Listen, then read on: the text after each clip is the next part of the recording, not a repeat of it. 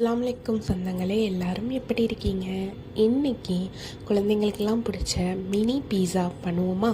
Stuffing ready பண்ணிப்போமா? நான் இன்றைக்கி ஆனியனும் மஷ்ரூமும் எடுத்திருக்கேன். நீங்கள் எந்த வெஜிடபிள்ஸ்னாலும் எடுத்துக்கோங்க.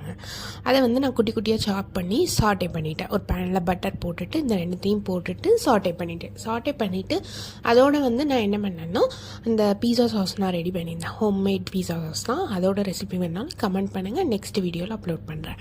அதை கொஞ்சம் ஆட் பண்ணிவிட்டு நல்லா மிக்ஸ் பண்ணி விட்டுட்டு அதை ஒரு ஓரமாக வச்சாச்சு. நெக்ஸ்ட்டு ப்ரெட் எடுத்துக்கும். ப்ரெட்டை லைட்டாக ஒரு டோஸ்ட்டு, ரொம்ப டோஸ்ட் பண்ணிடாதீங்க, லைட்டாக ஒரு டோஸ்ட் பண்ணிவிட்டு அதில் மேலே அந்த பீஸா சாஸு, அதுக்கு மேலே அந்த ரெடி பண்ணி வச்சுருந்தோம்ல காளான், அந்த ஸ்டஃபிங்கை மேலே வச்சுட்டு நான் நார்மல் சீஸ் தான் யூஸ் பண்ணேன். உங்கள்கிட்ட மொஸ்லராக இருந்துச்சுன்னா மொஸ்லரா சீஸ் யூஸ் பண்ணிக்கோங்க. அதை நான் குட்டி குட்டியாக நல்லா சாப் பண்ணி அப்படியே சீஸை மேலே போட்டுட்டு அடுத்து பேன் எடுத்துகிட்டு அந்த பேனில் எதுவுமே சேர்க்காமல் வெறும் இந்த ப்ரெட்டை வச்சு மூடிட்டு ஒரு 5 மினிட்ஸ் கழித்து அந்த 5 to 3 மினிட்ஸில் பாருங்கள், அந்த சீஸ் உருகிருக்கும். உருகுன உடனே ஆஃப் பண்ணி எடுத்துருங்க. அவ்வளோதான். வெறும் 10 நிமிஷத்தில் மினி பீஸா பண்ணிடலாம்.